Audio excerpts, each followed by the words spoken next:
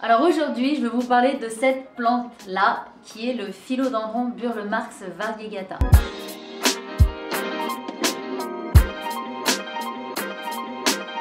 Bienvenue donc sur ma chaîne si tu es nouveau, et puis salut si jamais tu es déjà passé par là. Moi c'est Sonia de la chaîne Mon Gang Vert et ici on est une chaîne où on parle de plantes, voilà, on essaye de parler entretien de plantes, quelles sont les différentes manières d'entretenir une plante, est-ce que cette plante-ci est plutôt simple, est-ce qu'au contraire elle est plutôt compliquée. Si c'est quelque chose qui te plaît, n'hésite pas à t'abonner à ma chaîne, n'hésite pas aussi à activer la petite cloche, parce que mes vidéos ne sont pas hebdomadaires et vaut mieux être au courant quand une vidéo sort, sinon en fait on manque le coche. N'hésite pas à l'activer. Tu peux aussi dès à présent mettre un petit j'aime, un petit pouce en l'air parce que ça aide énormément mes vidéos. Dès maintenant me laisser un commentaire si jamais tu es un peu pressé. Et d'ailleurs si tu es un peu pressé, si tu es du genre à pas trop prendre le temps, eh ben, tu peux mettre la vidéo en accéléré, comme ça elle passera beaucoup plus vite. Le Philodendron Burle-Marx variegata, voici la plante donc que j'ai en ma possession. Ça fait maintenant un petit peu plus de 2 ans que je l'ai acheté en janvier 2020 il me semble. Je vous avais fait d'ailleurs une vidéo en fait sur son unboxing. Je vais pouvoir vous la mettre dans le petit i. Et en fait, c'était une plante qui me faisait grave envie, que je trouve magnifique. J'adore énormément donc ces variégations jaunes. Et j'avais aussi entendu dire donc que c'était une plante facile. Donc oui, je vous le confirme, c'est vraiment une plante qui est très très simple. Je pense que c'est assez difficile de se louper avec cette plante. Elle tolère, voilà, elle tolère entre guillemets que les arrosages puissent être espacés. Il ne faut pas non plus la laisser trop sécher trop longtemps, ni non plus la noyer. Hein. C'est un peu comme toutes les plantes, il faut réussir à avoir la main au niveau de l'arrosage, mais c'est tout de même une plante qui est assez, qui n'en demande pas trop à ce niveau-là. Et si jamais vous loupez une journée d'arrosage, elle ne vous en voudra pas, elle fera pas la tronche. Enfin voilà, franchement, ça ira pour le mieux. Alors moi, en ce moment, je l'ai rempotée donc il y a quelques jours et elle est donc dans un pot transparent.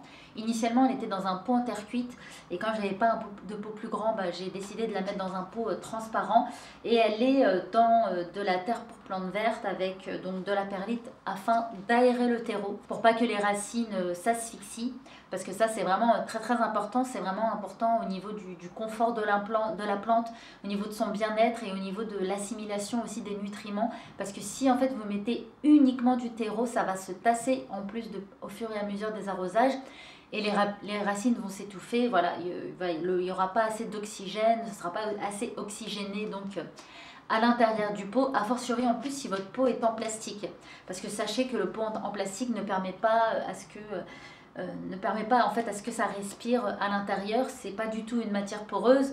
Et en plus de ça, ça retient vachement l'humidité, contrairement au pot en terre cuite que moi je privilégie énormément. J'ai la plupart de mes plantes qui sont en pot terre cuite, et depuis en fait que j'ai des plantes, j'utilise et j'aime utiliser ce matériel là. Il m'arrive bien évidemment d'utiliser les pots en plastique transparent, les opaques je peux pas, ça m'angoisse trop, mais au moins les transparents on peut voir à travers comment ça se passe, est-ce que le terreau est encore humide. D'ailleurs on peut aussi checker les racines et voir si tout se passe bien. Si jamais je tolère le pot en plastique, c'est uniquement s'il est transparent. Donc là, elle est dans un mélange de terreau pour plantes vertes, de perlite, et il y a un petit peu d'écorce de pin et d'écorce de coco. En fait, l'année dernière, c'est vrai que j'ai élaboré un peu plus mes substrats, et là, je suis revenue à quelque chose d'un peu plus basique, parce que j'avoue que je prends beaucoup moins de temps en fait dans l'entretien de mes plantes. Je les aime tout autant. D'ailleurs, je trouve que j'ai passé un automne et un hiver plutôt satisfaisant, hyper relax. Enfin voilà quoi, j'ai pas été trop stressée, malgré que j'ai énormément travaillé et que j'étais pas, voilà, que j'ai fait beaucoup d'allers-retours entre mon domicile et voilà les différents endroits où je bossais. Franchement c'était nickel, et du coup je me suis dit allez on repart avec des substrats plus simples mais efficaces. Voilà, faut surtout pas oublier l'efficacité. Donc c'est une plante voilà qui je pense s'accommodera de pas mal de substrats différents, mais n'oubliez pas qu'il faut toujours aérer donc votre terreau, que ce soit que vous utilisez que de la terre pour plantes vertes ou que vous faites votre mélange avec un peu de sphène, un peu d'écorce de pin ou d'écorce de coco ou de tourbe ou que sais-je. En fait, n'oubliez jamais le drainage, c'est vraiment un point essentiel, c'est vraiment l'élément clé en fait de votre plantation et qui fera donc le succès de votre plante. Voilà.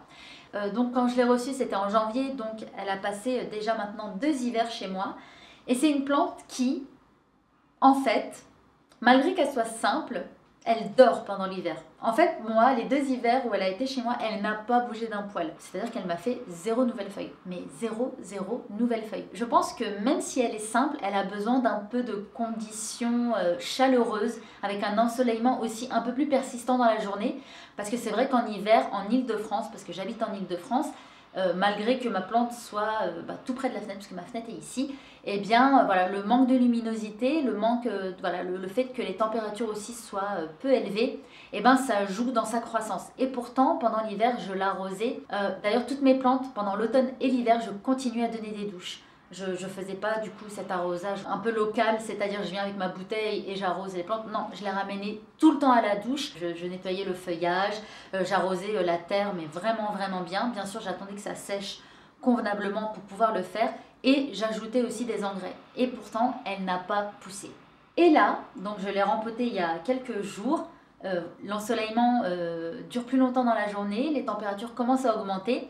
Et elle me fait déjà donc 3 nouvelles feuilles. Donc on a celle-ci qui en plus a gardé donc ces jolies variégations. On a celle-ci.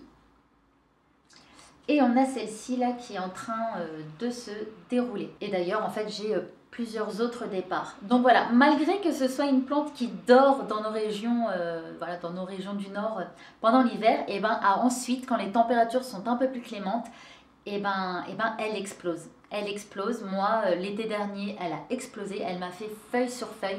Je pense aussi que le fait de lui avoir renouvelé son substrat, ça a complètement aidé. Donc je pense que c'est vraiment une plante qui est assez gourmande en fait en nutriments. Je pense qu'il ne faut pas hésiter à renouveler son substrat. Allez, minimum 1 fois par an. Et si vous le pouvez, et si vous avez l'énergie et l'envie, 2 fois par an, ce serait génial. Un pour l'arrivée du printemps et puis un pour passer... à la période de l'hiver. En tout cas, moi je le fais 1 fois par an et ça fonctionne déjà très bien. J'ai de très beaux résultats donc sur cette plante. Franchement, je trouve que c'est un amour. Je trouve qu'elle est vraiment super jolie. Je trouve qu'elle a vraiment un port hyper intéressant. J'aime beaucoup donc ces variegations blanches. D'ailleurs non, ces variégations sont plutôt jaunes. Et en fait, elle peut vous faire vraiment des feuilles différentes les unes des autres. Donc elle peut vous faire des feuilles vertes. Voilà, j'ai des feuilles qui sont assez vertes avec très peu de variegation.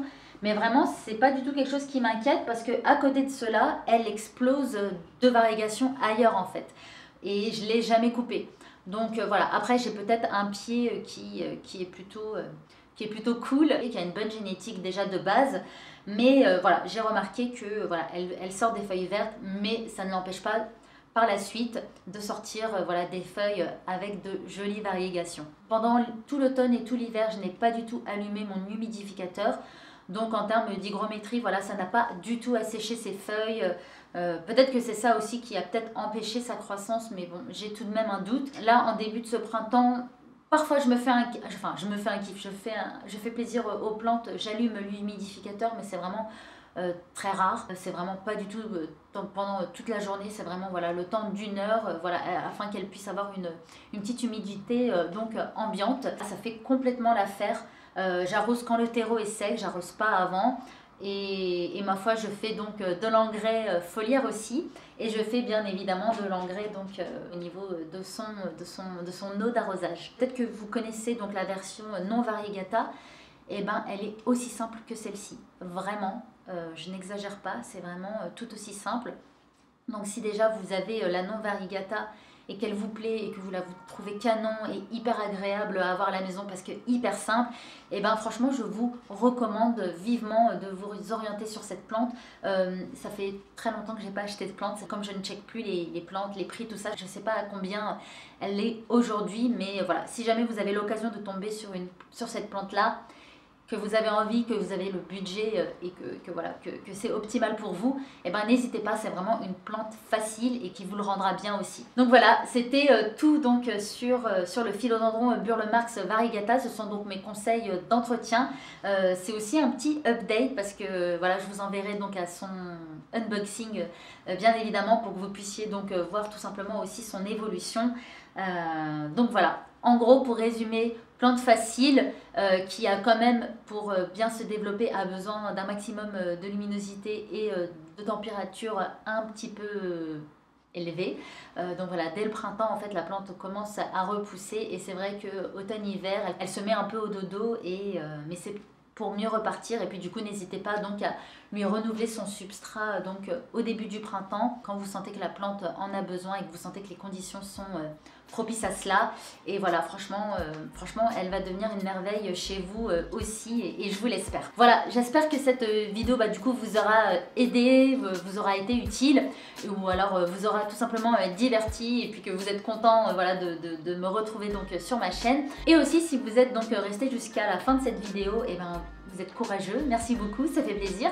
Que vous ayez mis en accéléré ou en vitesse normale, c'est la même chose pour moi, c'est magnifique. N'hésitez pas à aller faire un petit tour dans la vidéo de mon plan de tour de cette année, la première partie, parce que je compte faire plusieurs parties, mais je vous avais demandé de participer, c'est-à-dire de me mettre entre guillemets 500 j'aime pour que je puisse vous tourner la deuxième partie. Je pense qu'on n'est pas trop loin des 500 j'aime, il en manque encore quelques pouces en l'air.